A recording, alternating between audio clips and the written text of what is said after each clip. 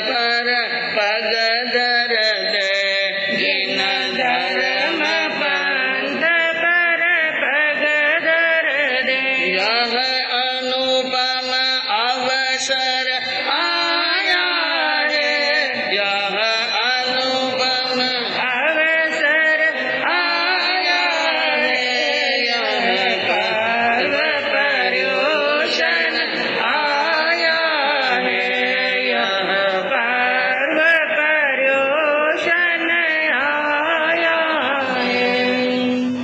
सर्वज्ञ सर्वदर्शी चरम तीर्थंकर अहिंसा के अवतार विश्व वंदनीय शासनपति श्रमण भगवान वर्धमान महावीर के पावन चरणों में कोटि कोटि वंदन।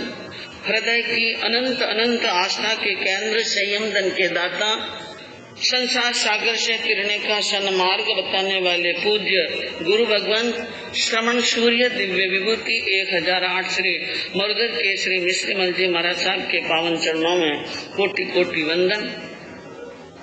अहिंसा दिवाकर लोकमान्य संत शेरे राजस्थान वरिष्ठ प्रवर्तक पूज्य गुरुदेव श्री रूपचंद जी महाराज साहब के पावन चरणों में कोटि कोटि वंदन।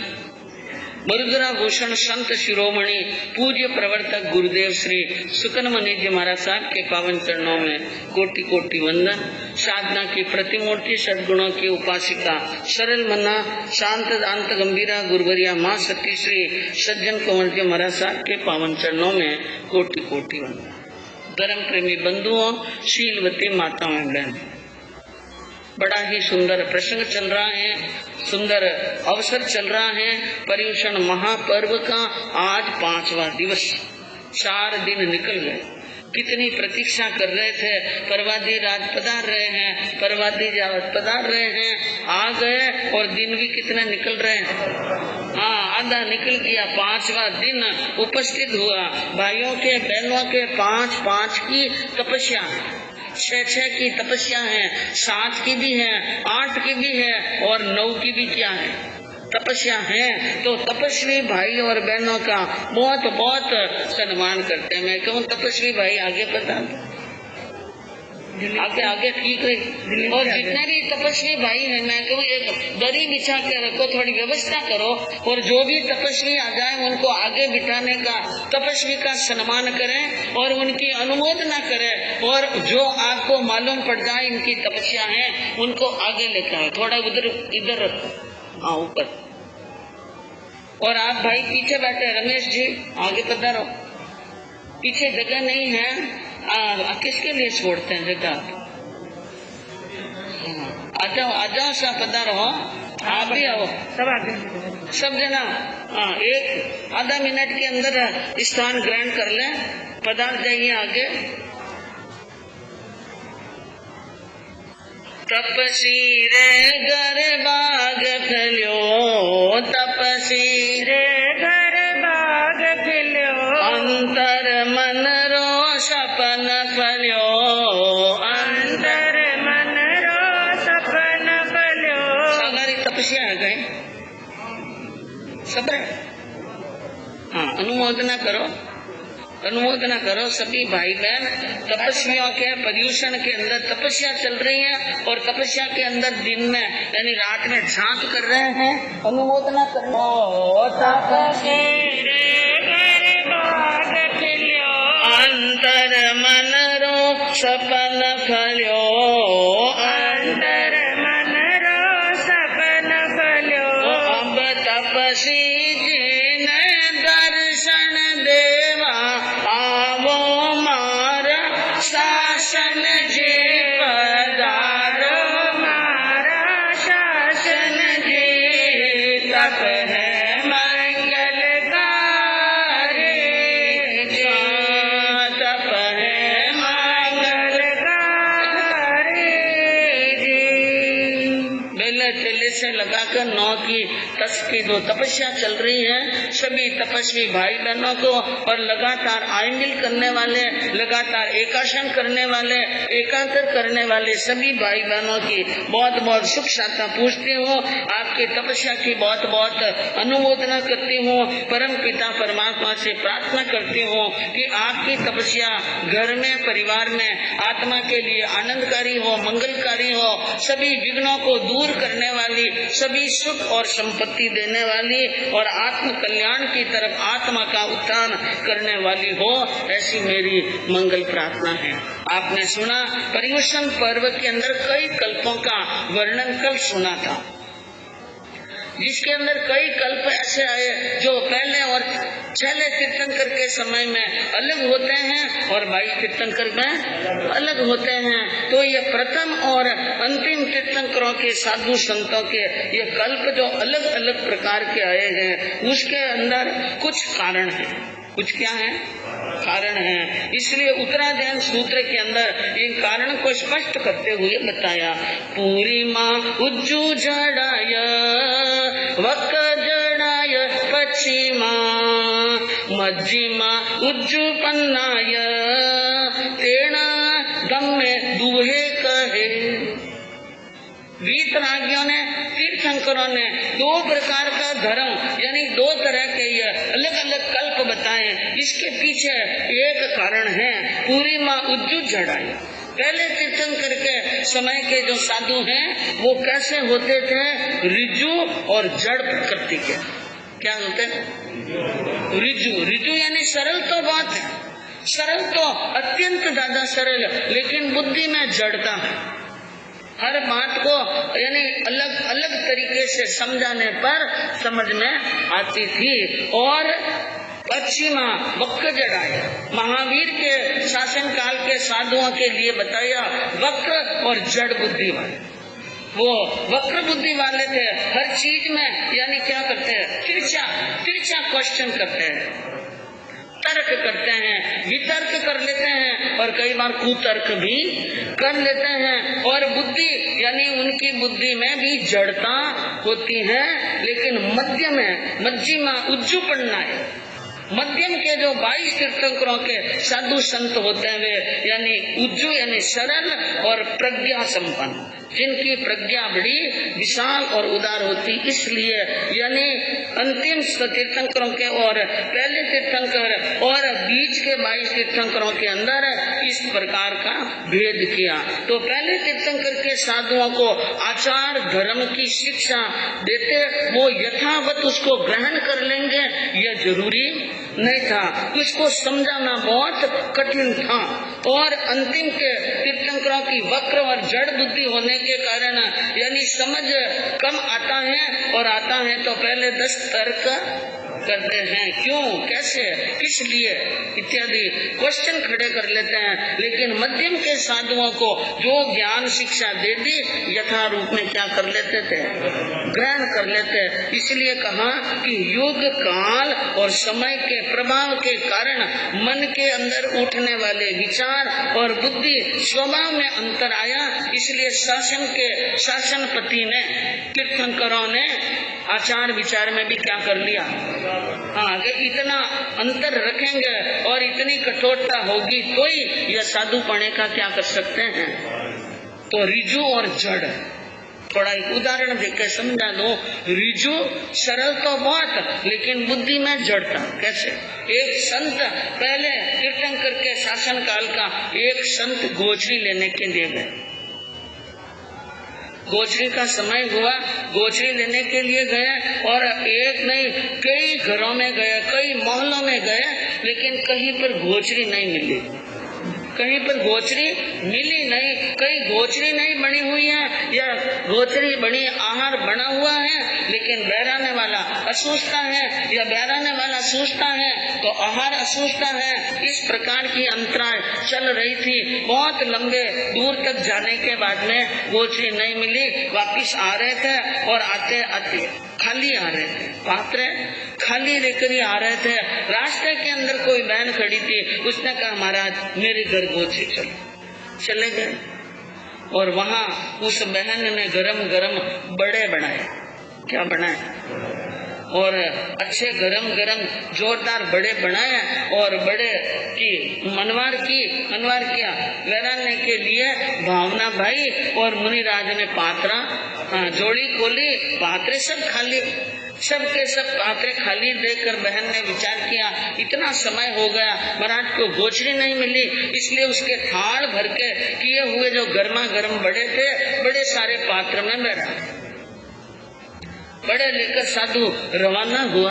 और रवाना होने के बाद में मन में एक विचार आया कि इतने सारे बड़े और बड़े ऐसी चीज है गर्मा गर्म ही खाए जाते हैं। आपने बड़े खाए? खाया। गरम गरम बड़े क्या लगते हैं? हाँ, गरम गरम बड़े बहुत अच्छे लगते हैं। ठंडे होने के बाद में खावे तो टूको आ जाए।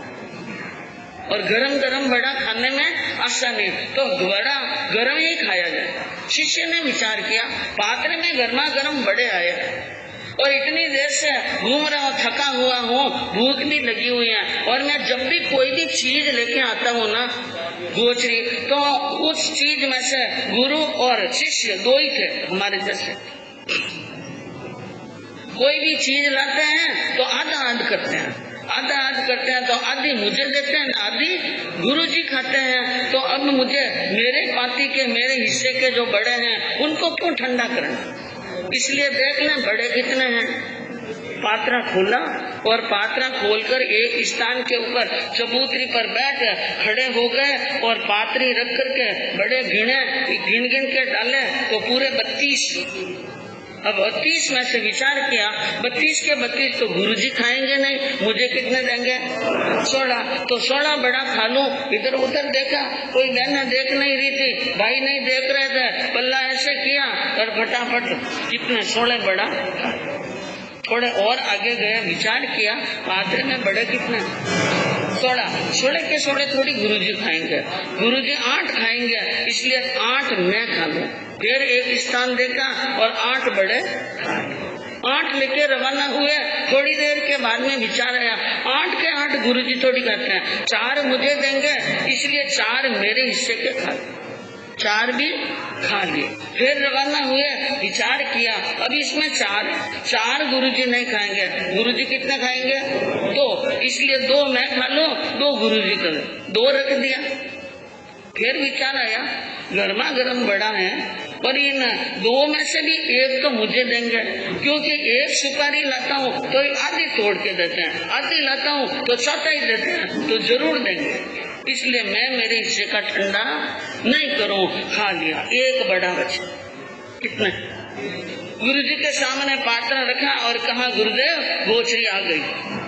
गुरुजी ने पात्रा खोला, देखा गोचरी आ गई। उसने कहा अरे भाई बड़ा, 1 बड़ा बहराने वाली दातार बहन कौन मिली कि जिसने कितने बड़े बहराए? एक शिष्य ने कहा नहीं गुरुदेव, दातार बहन ने तो बड़े दिल उदार होकर के बड़े बहराए, खूब बड़े बहराए। खूब बड़ा है मतलब पूरे 32। कितने? जड़ता यह कि हिसाब करना नहीं जानते और सरलता कितनी, सच्ची बात कह देते हैं। पूरे 32 बड़े थे गुरुदेव, तो फिर 32 के 1 कैसे रहा कि बस मैं कोई भी चीज लाता हूँ आप हमेशा आधी आधी करते हैं। तो पहले मैंने 32 के 16 खाए, फिर 16 के 8 खाए, 8 के 4 खाए, 4 के 2 खाए, 2 का। गुरु को मन के अंदर विचार आया कैसा भोला है मेरा शिष्य, कितना भोला शिष्य है। उसने गुरुजी ने कहा कि शिष्य मुझे यूं समझ में नहीं आया कि मैं वहाँ पर सामने नहीं था और वो गर्मा गर्म बड़े तेरे गले कैसे उतरे? तो सामने पड़ा था, वो मुंह में डाल दिया, थोड़ा चबाया, ऐसे उतर। वो 1 बड़ा था, वो भी क्या डाल दिया और बता दिया गुरुदेव को जिस प्रकार ये उतरा ना गुरुदेव, इसी प्रकार वो 31 के 31 उतरा। तो यह है सरलता और रिजुता का उदाहरण। इसी प्रकार एक और दृष्टांत आता है कि एक शिष्य गोचरी लेने के लिए गया, बहुत लेट हुआ, बहुत लेट आया। गुरु ने पूछा शिष्य आज गोचरी में इतनी लेट कैसे हुए? कि गुरुदेव मैं वहाँ पर नट का नृत्य देखने। क्या देख रहा? नटनी का नृत्य देख रहा। गुरु ने कहा शिष्य नटनी का नृत्य नहीं देख। ठीक है, नहीं देखेंगे। दूसरे दिन फिर लेट हुए। गुरु ने पूछा आज क्यों लेट हुए, क्या बात है? गुरुदेव आज मैंने नट का नृत्य देखा। किसका देखा? नट का। गुरु ने कहा कि भाई मैंने कहा था कि नृत्य नहीं देखना। गुरुजी आपने तो यूं कहा था कि नटनी का नहीं देखना, नट का नहीं कहा, इसलिए मैंने नट का नृत्य देख लिया। गुरु ने कहा हम साधु हैं, न नट का देखना न नटनी का। ठीक है, अब समझ में आ गया। अंतिम समय के साधु संत गोचरी के लिए गए समय लगा। गुरु ने पूछा आज गोचरी में समय कैसे लगा? कि मैं नटनी का नृत्य देख रहा था। गुरु ने कहा नटनी का नृत्य नहीं देख। दूसरे दिन भी लेट हुए। गुरु ने कहा आज लेट कैसे हुए? कि गुरुदेव नटनी का नृत्य देखना। नट का नृत्य देखने लगे। गुरु ने कहा मैंने कहा था तुम्हें कि नटनी का और नटनी का नृत्य नहीं देखना, यानी नृत्य नहीं देखना। कि आपने नटनी के नृत्य को देखने का मना किया था, नट के नृत्य को नहीं, और नहीं देखना था तो पहले समझाना था। इसमें दोष आपका है कि मेरा है? खुद ने समझाया नहीं अच्छी तरह से, और कहते हैं कि ये नहीं देखना वो नहीं देखना। आपने शिक्षा दी ही नहीं। लेकिन यह है महावीर के तीर्थंकर शासन के साधु संतों की वक्र और जड़ बुद्धि। लेकिन जो प्रज्ञा और सरल बुद्धि है, उन बुद्धि वाले क्या एक का नाम दिया कि नट का नृत्य नहीं देखना, तो नृत्य नहीं देखना, नट का भी नहीं देखना, नटनी का भी नहीं देखना, बच्चे का भी नहीं देखना, पुरुष का भी नहीं देखना। सरलता से बहुत कम शब्दों में समझ जाए वो होते हैं प्रज्ञावान और ऋजु। तो यह इस प्रकार से कल्पों में क्या आया है? फेर आया है। 6 कल्पों का वर्णन चला। अब एक है ज्येष्ठ कल्प। ज्येष्ठ कल्प के अंदर क्या बताया?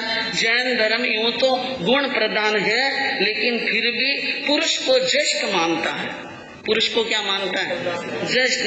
इस कारण से हमारे यहाँ पर परंपरा चलती है 100 वर्ष की दीक्षित साध्वी हो तो भी 1 दिवस के साधु बने हुए, 1 दिन की नई दीक्षा वाले साधु को भी साध्वी क्या करती है?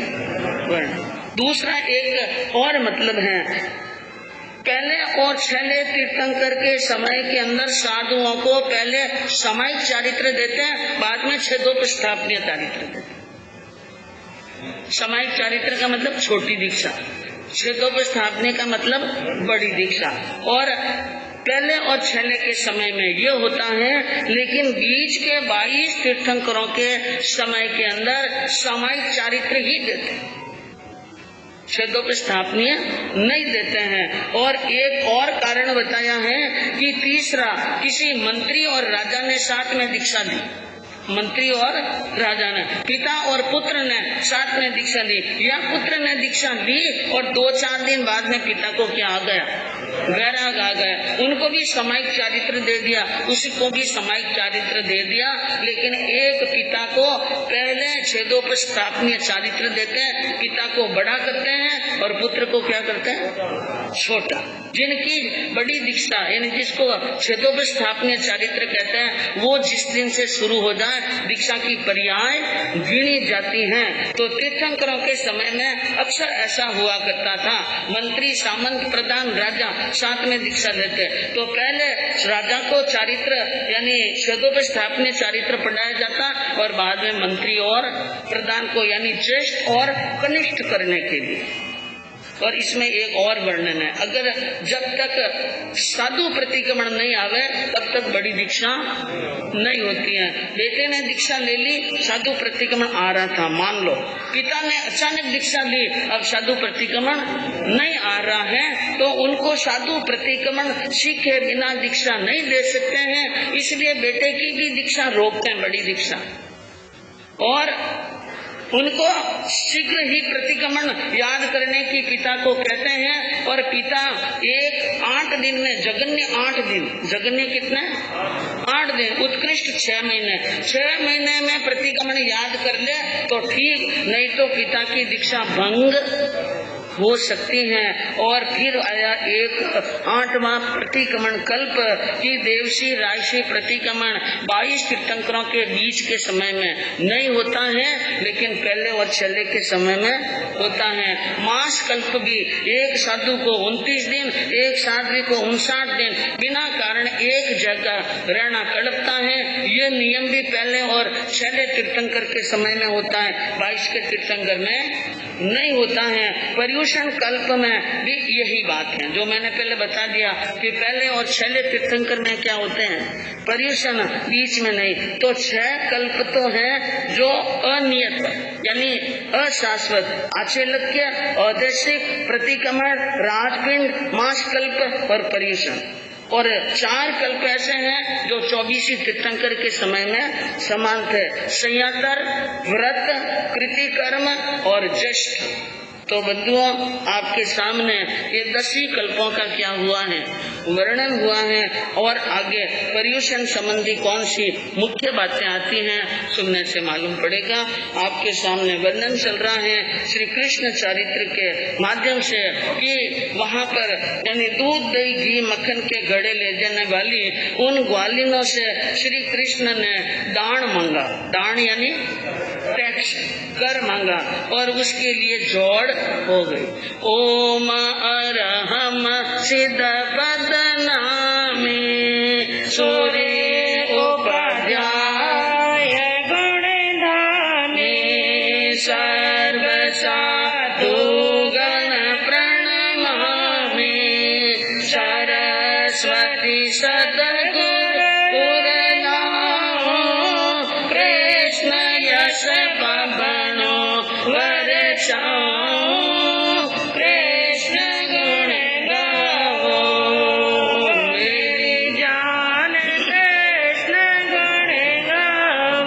गावो गुण अनुपम यादव का वीरवर गिरधर माधव का कृष्ण गुण गाओ मेरी जान कृष्ण गुण गाओ। कुछ मुख्य सूचनाएं हैं।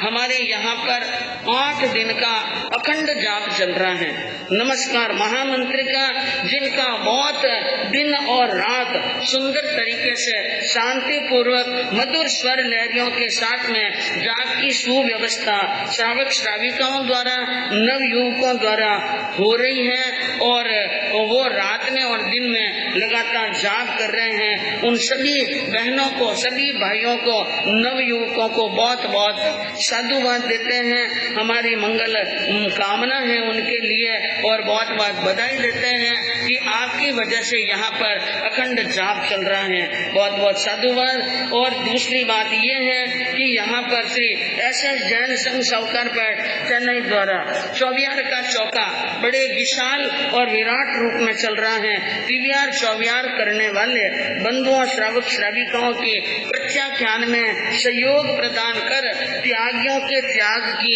अनुमोदन पहुंच जाती है। कृष्ण ने सभी के घड़े फोड़ दिए, मटके फोड़ दिए, दूध, दही, मक्खन के और घी और यानी दही के घड़े फोड़ दिए और सबको कह दिया लूट लो। किसी के हाथ में कुछ नहीं बचना चाहिए, खा लो, पी लो, और नहीं भावे तो ढुलवा दो, मिट्टी के अंदर मिला दो या जमुना नदी के अंदर फेंक दो, पानी में बहता हुआ जाए तो कोई बात नहीं। और सारी ग्वालिनों को कह दिया अब यहाँ खड़ी खड़ी क्या देख रही हो, जाओ यहाँ से भागो और कंस के दरबार में शिकायत कर लो। अन्याय मचाई सा महिलो मत लूटो मारा कान जी, अन्याय मचाई सा महिलो मत लूटो मारा कान जी। सारी की सारी ग्वालिनियां बहुत परेशान हो गई और कोई तो रोने लग गई और कोई गालियां देने लग गई और कोई कटका मोड़ने लगी और कोई अपशब्द कहने लगी। ये क्या तरीका है? ये कौन सा खेल है और ये कौन सा टैक्स लेने का काम है? आज दिन तक तो ये बात सुनी नहीं, हमारे घर वालों ने कहा ही नहीं और किसी ने नहीं कहा। ये टैक्स की बात कहाँ से आई? मटका मटकी घोड़िया, मटका फोड़ दिया, मटकियां फोड़ दी और घोड़िया गिरा ठाव, घी के बर्तन फोड़ दिया और लड़के हैं उद्दंड तो होते ही हैं, किसी न किसी की ओरडी खींच ली, को भी जमुना के अंदर बहा दी, किसी की ईटोने और किसी की ओडी और किसी की मटके खींच करके वो भी सरिता के अंदर बहा दिया। और अब वो गुजरी चिल्ला रही हैं और ग्वालिये ताली दे देकर हंस रहे हैं और कह रहे हैं कि कंस, यानी ग्वालिनों ने कहने लगी कि कंस इनको पकड़ता नहीं है, कंस के पास में बात नहीं जा रही है क्या? कंस को इनको पकड़ना चाहिए और फिर इनको क्या देनी चाहिए? सजा। ये बात सुनी तो फिर गुस्सा आ गया। अरे जाइए पुकारो कंस पे सर, ओ पड़ियो मैदान गुजरिया, ओ पड़ियो मैदान। अरे कई करेला कंस बापड़ो, ले लो उनरा प्राण रे, अन्याय मछड़ी सा महिरो मत लूटो मारा कान जी। कृष्ण ने कहा कि खड़ी खड़ी क्या देख रही हो, जाओ कंस के दरबार में पुकारो, ये रास्ता पड़ा है, कोई रोकने वाला नहीं है। कंस को समाचार दे देना कि मैं डरने वाला नहीं हूँ। और काई करेला कंस बापड़ो, वो बेचारा कंस क्या करेगा, पहुंच गया तो उनके प्राण ले लूंगा। सीधी तरह से बोलो गुजरिया, सीधी तरह से बोलो, मुझे कंस वंश का डर बताने की जरूरत नहीं है, डांड तो देना ही पड़ेगा। सबको गुस्सा आया, सबने कहा ऐसा करो, फटे हुए चीर और टूटी हुई चूड़ियां और टूटे हुए मटके की ठीकरियां लेकर इनकी माँ के पास में और बताओ उसको कि तुम्हारा बेटा क्या कर रहा है, तुम्हारा बेटा इतनी शैतानी कर रहा है। सबकी सब गुजरियां मिलकर अपने टूटे हुए मटके और फूटे हुए मटके और फटी हुई सारी वस्तुएं लेकर, टूटी हुई चूड़ियां लेकर वहां से हुई रवाना और पहुंच गई यशोदा के घर पर और जाकर के सारे बर्तन सामने रखे, धड़ा मटके के ठीकरे आए। यशोदा ने देखा ये क्या बात है, समझ में नहीं आया। कोई रो रही है, लाल आंखें करके कह रही है, बासण फूट सभी संग ले चली, गुजरी और डांट करी, जाय जसोदा से खूब लड़ी, इस भांति फजीती करी हमारी। क्यों वर जो नहीं लाल बनी, क्यों वर जो नहीं लाल बनी, मुझ कंचूरी फाड़ दई सगरी, एक पूत जानियो जग बीच तू ही, एक पूत जानियो जग बीच तू ही, किम बांझ अनेरियो नार खरी, किम बांझ अनेरियो नार खरी।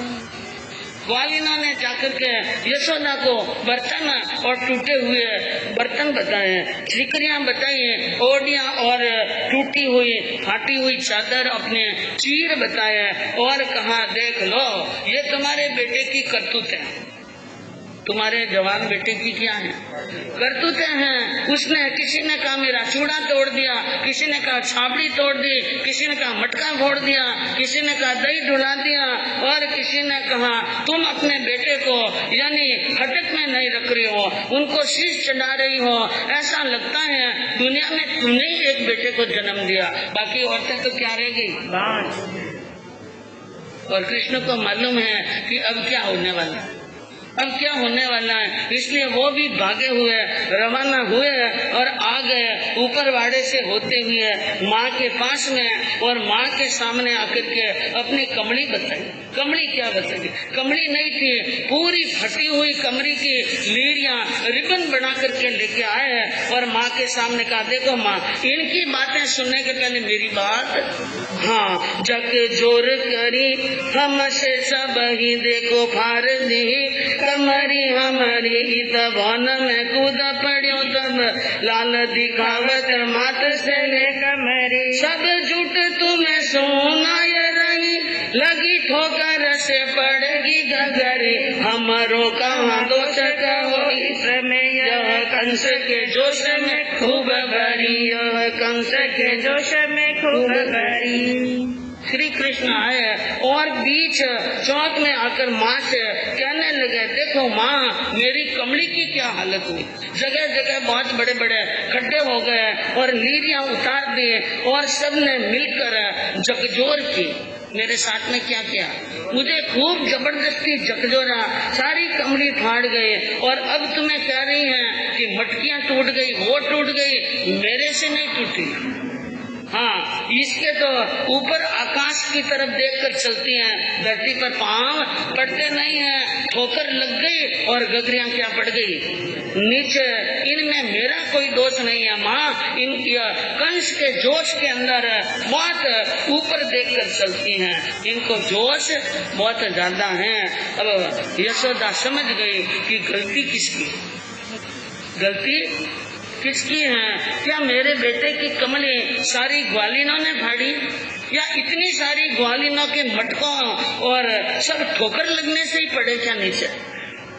कोई बात कहने के पहले सुनने वाला क्या होता है, समझदार होता है। समझ गई माँ कि करतूत तो मेरे बेटे की है और सारी बहुत परेशान है, इसलिए बहुत मीठे स्वर में कहा कि जसोदा ने कि हे बहनों, एक बात कह दो, मेरे बेटे ने कुछ भी किया हो न किया हो उस बात को छोड़ दो, लेकिन मेरे बेटे को गाली, हाँ, गाली मत देना, नकारा तुकारा मत देना, मैं ले जाओ 100 गणों। दूध दही गौरस बहुत पड़ा है घर के अंदर, जितना माल बिगड़ा उनसे डबल लेके जाओ, घी के गड़े ले जाओ, दूध के गड़े ले जाओ, मक्खन ले जाओ, दही ले जाओ, कपड़े फट गए हो तो कपड़ों की कोई कमी नहीं, कपड़े भी पहन लो, और भोजन तैयार है, भूखी हो जल्दी पहले भोजन करो, दूसरे वस्त्र पहनो और दही के दूध के घी मक्खन के गड़े लेकर जाओ। बस एक ही बात है कि मेरा बालक है, इनको ख्याल करने दो, खेलने दो, इसको कुछ भी मत कहो। यशोदा की बात सुनकर ग्वाली ने मन में विचार करने लगी। जबरदस्ती यशोदा ने सबको भोजन कराया, नए वस्त्र पहनाए और फिर उसके बाद में गौरस दिया और वहाँ से रवाना कर लिया। और इधर यह खबर कंस के दरबार में पहुँच गई कि आज ग्वालिनों ने और नंद बाबा के लड़के ने हद पार कर दी है। कैसा है वो लड़का, अब एक बार देखना पड़ेगा उसको। इसलिए जो नैमित्तिक ने बात कही थी कि ये बातें सत्य हो जाए तो समझ लेना वो तुम्हें मारने वाला होगा। अब एक एक करके बात क्या हो रही है, सत्य। तब कंस को क्या सूझा पता नहीं, उसने अपनी बहन सत्यभामा के स्वयंवर की क्या कर ली तैयारी, और स्वयंवर की तैयारी करके 3 खंड के राजाओं को वहाँ पर निमंत्रण दे दिया और वहाँ पर चाप, गदा और शंख यानी पंचजन्य शंख और कौमुदी गदा और सारंग धनुष रख दिया। जो धनुष पर डोरी चढ़ाएगा, जो गदा को धारण करेगा, जो शंख को पूरेगा, उसके साथ में मेरी बहन की क्या होगी शादी। अब 3 खंड के राजा वहाँ मथुरा के अंदर आ रहे हैं और कंस ने वहाँ उन सभी राजाओं के आवास निवास की बड़ी सुंदर क्या की है व्यवस्था की है। नाटक चेटक हो रहे हैं और लोग जगह से खेल देखने के लिए, मेला देखने के लिए आ रहे हैं। यादवों के पास में भी निमंत्रण गया तो यादव परिवार भी शोरीपुर से रवाना होकर समुद्र विजय आदि वो भी आते हैं और अनादृष्ट कुमार रथ में बैठकर वो भी मथुरा में जा रहे थे। बीच में आ गया गोकुल, बीच में क्या आ गया गोकुल। अनादृष्ट कुमार का वर्णन आपने अंतकृत दशांग सूत्र के 3रे वर्ग के 13वें अध्ययन में सुना। और जिन्होंने दीक्षा ली और वे वसुदेव के पुत्र और माता धारणी के अंगजात थे और दीक्षा ली, ज्ञान सीखा और शत्रुंजय पर्वत पर क्या चले गए, मोक्ष के अंदर। वो अनादृष्ट कुमार भी सत्यभामा के स्वयंवर के अंदर मथुरा के अंदर जाते हैं और वहाँ रथ में बैठकर जा रहे थे। वहाँ गोकुल के पास में बट वृक्ष के नीचे जहाँ पर बच्चे खेल खेलते थे, उस वृक्ष के नीचे जैसे ही रथ आया और रथ का ध्वजादंड बड़की शाखा में बड़ले की शाखा में फंस गया। उनके फंस जाने के कारण सेवकों को आदेश दिया कि इसके रथ की ध्वजा को बाहर निकालो और आगे चलना है। और सेवकों ने बहुत प्रयास किया, लेकिन बड़की शाखा में फंसा हुआ ध्वजा दंड बाहर नहीं निकाल सके। दूर खड़े खड़े ग्वाल बाल श्री कृष्ण और बलभद्र जी यह तमाशा देख रहे थे। क्या कर रहे हैं ये लोग? बलभद्र जी ने कहा कुछ नहीं कर रहे हैं, ये अनादृष्ट कुमार है यादवों के, और ये जाने मथुरा के अंदर इनके रथ का ध्वजादंड बड़ले की शाखा में अटक गया है। उनको निकालने की कोशिश कर रहे हैं कि इतनी देर से कोशिश यही कर रहे हैं क्या? अरे एक छोटा सा ध्वजादंड नहीं निकाल सकते, इसका मतलब इनके अंदर कोई ताकत नाम की चीज नहीं। वो गए सामने और उन्होंने कहा हटो यहाँ से, सब क्या हो जाओ। हाँ, तुमने रोटियां थोड़ी खाई हैं। अरे रोटी थे खाई नहीं ओ बमियन जी काई पौड़ी उधर बराय दंड के मनिक से हो बमियन जी बड़ उठायो मूल थियो बमियन जी काई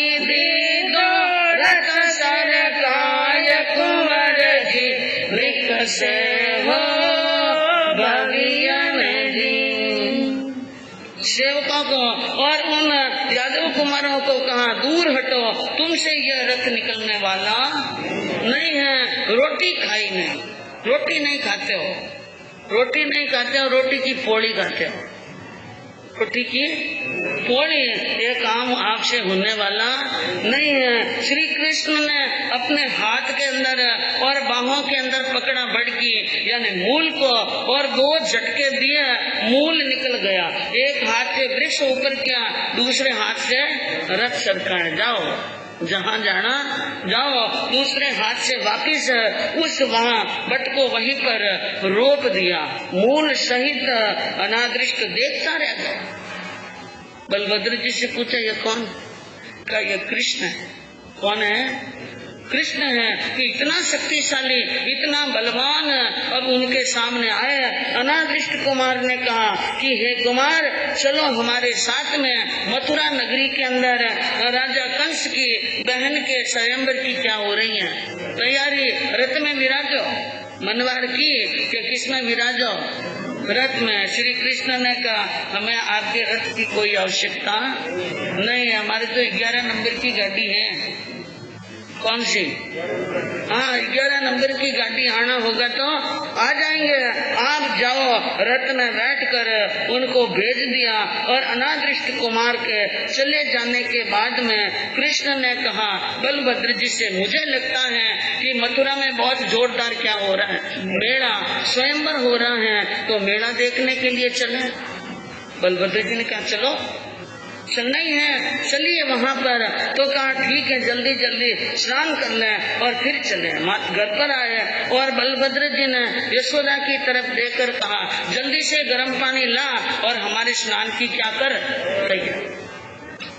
कृष्ण ने देखा मेरी माँ को इस प्रकार का ऑर्डर देने वाले और ला और तू ऐसी बात करते हैं, रकारा तुकारा दे रहे हैं। कृष्ण को गुस्सा आया और कहा कैसे बोलते हो माँ के सामने। तो बलभद्र जी को मौका मिल गया। कहा कौन सी माँ? ने किसकी माँ? कि ये यशोदा तेरी माँ नहीं है, तो फिर मेरी माँ कौन है? मैं तो बचपन से इसी को माँ कहता हूँ, आप झूठ बोलते हैं, ये मेरी माँ है, ये मेरे पिताजी हैं। कहा नहीं, तुम भूल में हो, अभी तुम्हें कोई बात ज्ञात नहीं है। तुम्हारी माँ देवकी है और पिता कौन है? वसुदेव जी। अरे तुम्हें तो यहाँ पर छुपा कर रखा है। क्या रखा है?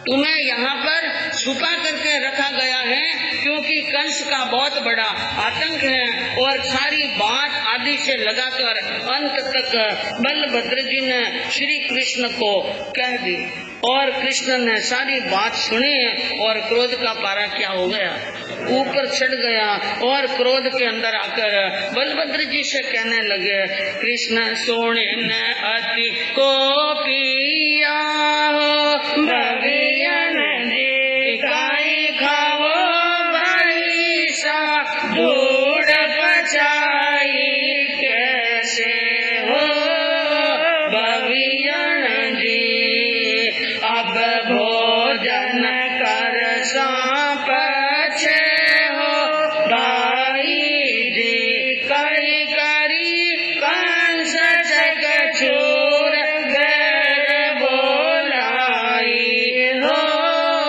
बंदव जी।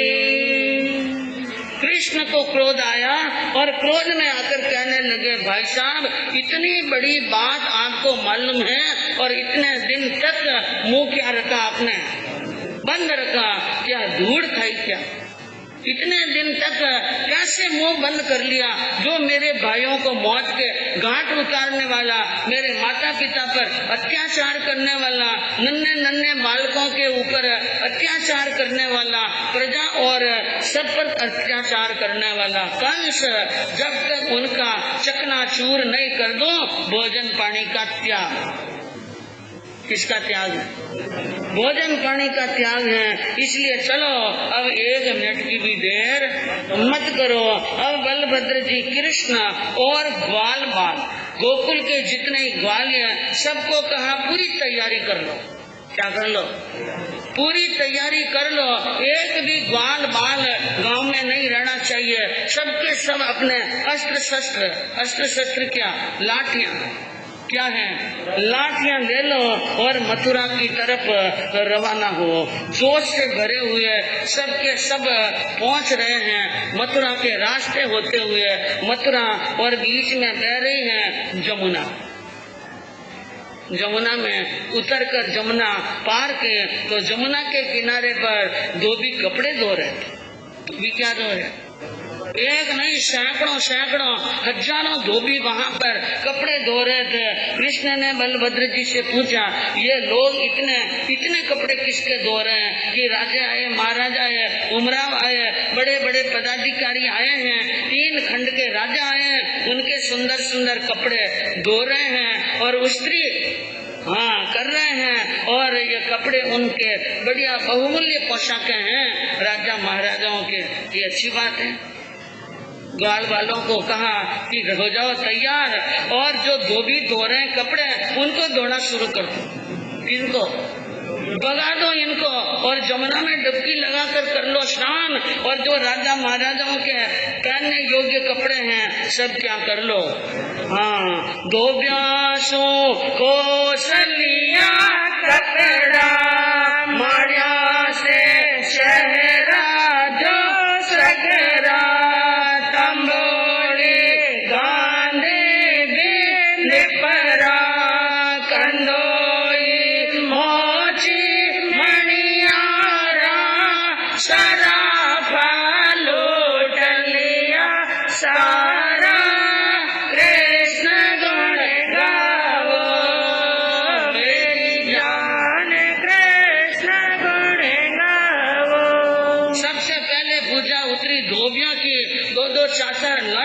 पीठ पर पड़े, पांव पर पड़े, घुटने पर पड़े, कपड़े की गांठें छोड़कर वहां से क्या हो गए, भाग गए। कृष्ण ने आदेश लगाया, जो जिनके कपड़े पचे पहन लो, क्या हो जाओ, कपड़े पहन लो। और कपड़े पहन करके तैयार हुए तो सामने आ गई माड़ियों की दुकानें, जहाँ पर सेहरा, गजरा, फूल की मालाएं तैयार हो रही थी। कहा कृष्ण ने, देखो मत धारण कर लो, क्या कर लो, 60-5 करे तो 60-5 उड़ा दो।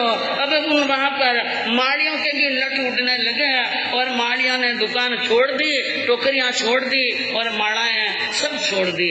उनकी माड़ाएं पहन ली और आगे मिल गई तंबोलियों की दुकान, पान बीड़ा की।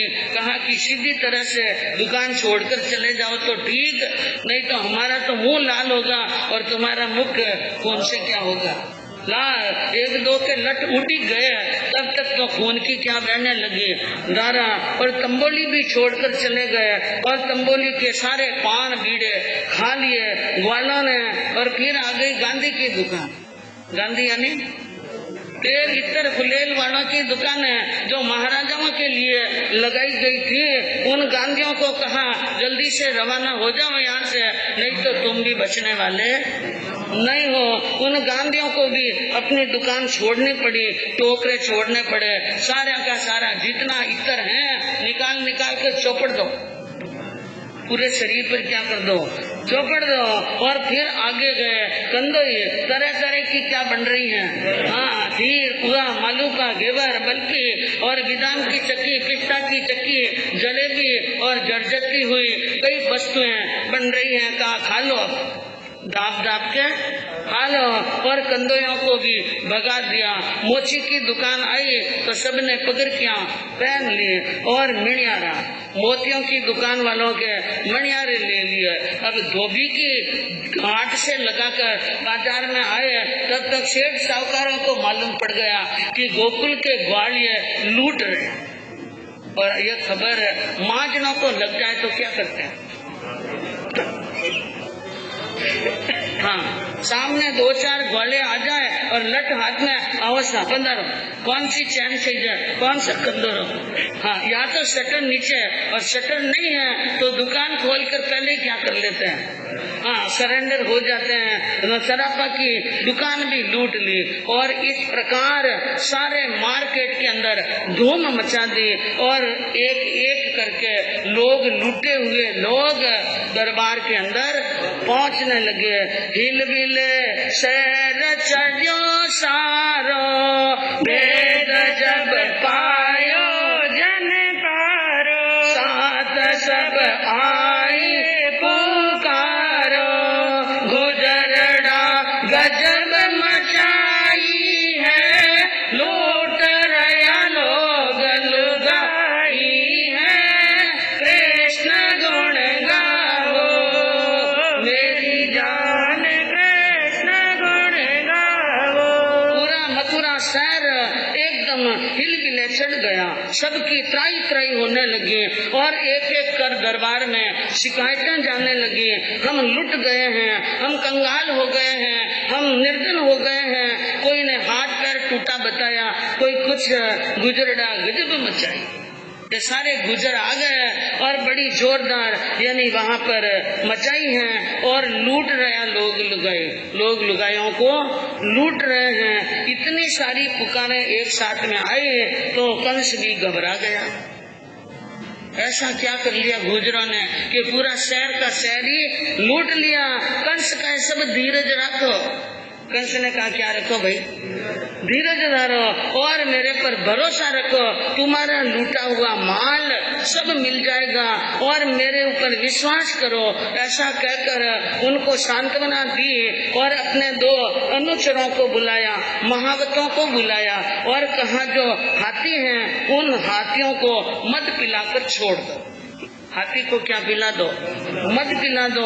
जब हाथी बिमर जाए उस समय उनको खुला छोड़ दो। उनके कान में कह दो कि जो कृष्ण और बलभद्र आ रहा है उनको मौत के घाट उतार दो। इस प्रकार कहकर हाथियों को मद पिला करके छोड़ दिया और हाथी की आंखें लाल टमाटर की जैसी हो गई, सूंड को ऊंची करते हुए दौड़ने लगे और कान में कह दिया जो आगे आ रहे हैं 2 उनको मारना है। और हाथी भी क्या होते हैं, बहुत समझदार होते हैं। और देखा सामने से 2 हाथी, बड़े बड़े विशाल हाथी आ रहे हैं और आगे चल रहे श्री राम और हरि ने, यानी कृष्ण और बलभद्र जी ने देख लिया। श्री कृष्ण ने कहा भाई साहब सावधान हो जाओ, 2 मेहमान हाँ आ रहे हैं। एक हरि राम जल्या दूजा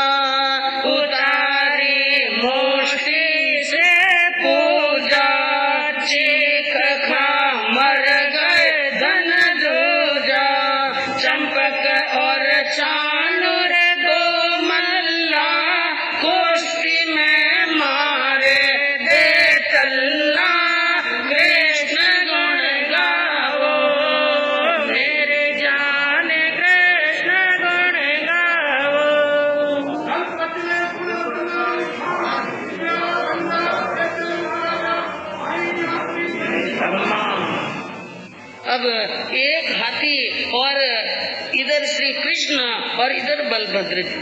कृष्ण ने कहा बलभद्र जी को, एक को आप संभालना है और एक को मैं, और दोनों के बल कितना? कृष्ण में 20 लाख अष्टपदों का और श्री बलभद्र जी में 10 लाख अष्टपदों, और एक अष्टपद में 8 हाथियों का बल। कितना? अब बोलो, वे बेचारे हाथी उनके सामने क्या करे?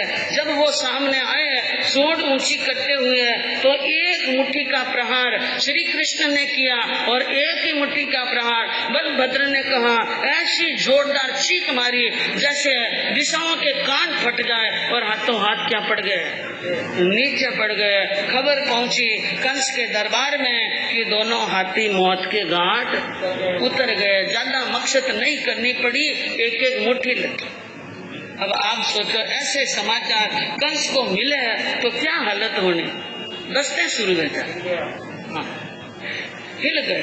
लेकिन कर क्या सकता है? अपने 2 मल्ल थे, उनको को जाओ और अपनी भुजाओं की ताकत बढ़ाओ और बड़ा करके उनको अपनी भुजाओं में लेकर उनकी हड्डियों के क्या कर दो? चूरा और चूरमा कर दो, मार दो उन दोनों को, जिंदा मत छोड़ो। जो होना होगा सो देख लेंगे। अब 2 मल्ल भी आए तान करके सामने और अपनी तार ठोकने लगे। बलभद्र जी ने कहा, मच्छर ज्यादा समय टिकने वालों नहीं हो। कृष्ण ने कहा, कोई बात नहीं, बहुत जल्दी इनको शांति का मार्ग बता देते हैं। कुश्ती की, एक तल्ला भाई ने बलभद्र जी ने मारा और दूसरा श्री कृष्ण ने।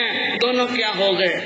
धरती पर चित्त सो गए और दोनों धीरे धीरे पहुंच गए ठेठ मंडप तक। कहाँ पहुंच गए? हाँ, चले आए मंडप के माही, ब्रात सो पूछे हरि राय। मंडप के सामने आए। मंडप में कोई एक राजा महाराजा थोड़ी था, 3 खंड के राजा थे। 3 खंड के राजा, उसमें किसी से लेना देना नहीं। कृष्ण को लेना देना किससे है? कंस से। उन्हें कहा, कौन है? कृष्ण यानी कंस नृप देवो दर्शाई परिचय हलदर जी दी दो। ठेठ द्वार पर खड़े हलदर और कृष्ण उनको परिचय दिया हलदर जी ने कि वो सबसे ऊंचा जो मंच है, सबसे ऊपर आसन लगा करके बैठे हैं, वो कौन है? कंस। जैसे ही उधर अंगुली की और कंस की दूधनी क्या हो गई? हाँ, ऐसा यानी मल्लों को मारने वाला, हाथियों को मारने वाला, राक्षस राक्षसियों को मारने वाला यहाँ पर आ गया है। मुझे लगता है अब मेरे प्राण बचने वाले। सर्वोपरि मंच कंस करो, समझ लो खास शत्रु तेरो, अन्य नहीं अभिमानी रो। हरि जब दीनी चौपाल, कंस तो समझो है काल। कृष्ण गुण गावो मेरी जान, कृष्ण गुण गावो। सबसे ऊंचा मंच, सबसे ऊंचा आसन है कंस का। वो है तुम्हारा खास शत्रु, तेरे माता पिता को दुख देने वाले, तेरे नन्हे नन्हे भाइयों को मौत के घाट उतारने वाले, और इनके डर के कारण तुम्हें 16 वर्ष तक कहाँ रहना पड़ा है? गोकुल के अंदर रहना पड़ा। यही है बस। वहाँ से चौगड़ी बढ़ी हिरण की तरह और दूसरी छलांग में तो ठेठ कंस के आसन के क्या हो गया? सामने कंस तो समझो है काल। ये क्या है? कौन है? अब बिल्कुल नजदीक आ रहा है। आसन से उठा, पीछे गया और पीछे के पर्दे से होते भाग गया। 1 सेकंड के लिए भी वहाँ पर नहीं रुका, भाग गयो लाडी के शरण, अपनी पत्नी जीव जसा के शरण में चला गया। अब तुम बचा लो, मेरी मौत आ गई है, अब मैं बचने वाला नहीं हूँ। क्योंकि वो जानता था कि मैं रानियों के अंतपुर में जाऊंगा तो कृष्ण वहाँ आने वाला नहीं है। लेकिन कहते हैं सिंह के सामने, यानी जिस प्रकार हिरण के सामने सिंह आता है, हिरण भागता है, इस प्रकार भाग गया और जीव जैसा आकर रास्ते में खड़ी हो गई। इधर पहुंच गया श्री कृष्ण। जिस रास्ते से वो भागा उसी रास्ते, तो बीच में कौन खड़े हैं? जीव जैसा। मम्मी साथ मारा थोड़ा, मामा सास मिलवा दो मामी साथे मारा थोड़ा मामा सासु मिलवा दो मामो सासु मिलवा दो अरे मनरी कलिया खिलवा दो। जाकर के मामीसा के चरणों में प्रणाम किया और कृष्ण ने कहा मामीसा आप बीच में क्यों खड़े, आप मुझे रास्ता दो और मैं तो मामा जी से मिलने के लिए आया हूँ और बड़ी मुश्किल से तो मौका मिला है। 16 वर्षारी अंतराय सुनो मामीसा आडी थी। 16 वर्षा की क्या थे अंतराय थे, मुश्किल जोग मिलन रो आयो, बहुत मुश्किल से मिलने का जोग आया और आप बीच में खड़े हैं लाडी सा, तो थोड़ा क्या हो जाओ दूर, और यहाँ खड़े खड़े क्या करते हो, पहली बार नांद आया, रसोई की तैयारी करो, भोजन पानी की क्या करो तैयारी, और मैं आया हूँ जिम के जाऊंगा, बिना भोजन किए जाने वाला नहीं हूँ, बिना भोजन नहीं जावन वालो ये मैं सोच लीजो, सीख विदा तो है घर सारू दाय पड़े तो, सीख विदा तो आपका मन हो तो देना, लेकिन कम से कम क्या कराना, भोजन तो कराना। और मामीसा याद है देवर मुनि ने आशीषा दी थी, देवर मुनि ने क्या दी, आशीष दी, और वो आशीष पढ़ने का क्या आ गया है, समय आ गया है। और आपके गुण तो इतने बड़े बड़े हैं कि जिस दिन इस घर में कदम रखा उसी दिन से अशांति कर लिए थे। ऐसे भाग्यशाली हो कि ससुरा ने कूटाई हो। उग्रसेन जी की रोज क्या होती है, पिटाई होती है। इसलिए आपको मैं महान कहूँ या नक्तों का नाक कहूँ, चारों दिशा दानी कर डाली, चारों दिशा में नाम खराब कर दिया। एक मिनट की तरह मिनटपना आपके अंदर नहीं है, न आपका पति और न आप न ताज के योग्य हैं न राज के योग्य हैं। इसलिए मैं यहाँ आया हूँ सदवापण रा बोजा सूथ हुआ गणेरा भारी जी, चूड़ा रोचक चूरो करन हलको करूं अबारी जी, मामी साथे मारा थोड़ा मामा सासू मिलवा दो। कृष्ण ने कहा मामीसा ये हाथी दांत का चूड़ा और ये सदवापणा का बोझ अब आपसे ढोया नहीं जाता है, इसलिए थोड़ी देर और सुस्ता लो। ये हाथी दांत के चूड़े की चटकें होती देर लगने वाली नहीं है। और मैं आज मुहूर्त देख कर आया हूँ, आज मैंने दिन देख लिया है, मुहूर्त देख लिया है, और आज आपको यही करना है, या तो दूर हो जाओ अपने आप तो ठीक, नहीं तो दूर करना भी आता है। जीव जैसा ने 2-4 गाड़ियां बोली, तो गाड़ियां हैं, तेरे में लखन नहीं है, तेरे में मिनटपना नहीं है, तू क्षत्रियाणियों के महल में कैसे आया, उसने भी कह दिया तू क्षत्राणी के योग्य है ही नहीं। एक लात मारी और दूध डाल दी और महल के भीतर पहुंच गए श्री कृष्ण। और अब कहने लगे वहां से भागकर अंदर क्यों आए, तू तो कह रहा था माँ ने किसी लाल को जन्म दिया कि जो मेरे सामने 2 घड़ी टिक सके, आजा अब लड़ ले मेरे से, और मैं तेरे से लड़ाई करने के लिए आया हूँ। वीरता कटे गई थारी, वो वीरता और वो सूरवीरता कहाँ गई, महल में छिप गयो कंगाल, तू कंगाल है, महल में छिप गया, तू शेर नहीं सियाण है, तू क्या है, सियाण है। अब उसने देखा, कृष्ण ने चारों तरफ दृष्टि डाल के कंस दिखाई नहीं दे रहा, गया कहाँ, आया तो इधर ही था, गया कहाँ, चारों तरफ देखते देखते एक स्थान पर नजर गई जहाँ पर बहुत सारे सिर्फ पत्थरने पड़े थे, बड़ी बड़ी गादियां पड़ी थी, वो गादियां दूध रही थी इधर उधर। क्या है हाँ, वो दूध रही थी, उसके नीचे छुपा हुआ। समझ गए कृष्ण कि मामा जी को सर्दी लग रही है, इसलिए सारी क्या ओढ़ दी रजाया और सारे पत्थर ने ऊपर डाल दिए और सीधा पहुंच वहाँ पर और पकड़कर पांव बाहर खींचकर निकाल दिया। पकड़ कर चोटी कस घी से कान जी उछलो अधीरी से, उन्हें पे दांतन को पीसे लायो है सभा बीच उसको, सभी के पड़ गयो है दस को। कृष्ण गुण गाओ मेरे जान, कृष्ण गुण गाओ। उस धूजते हुए बिस्तरों के नीचे से खींचकर टांग पकड़कर बाहर खींचा और पकड़ी जोरदार चोटी और घसीटता हुआ राज मंडप के अंदर लेकर आया। कान जी को रीस, आंखें लाल, भ्रिकुटी चढ़ी हुई और पूर्ण बल के साथ में दांत किड़किड़ाए सभा के बीच में जाकर खड़ा किया। कंस बकरे की तरह जूझ रहा है, बोलने के लिए शब्द नहीं है।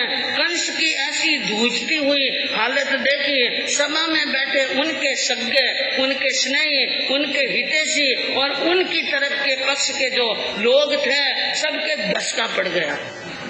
क्या पड़ गया? तब कंस की यह हालत है तो हमारी क्या हालत होगी?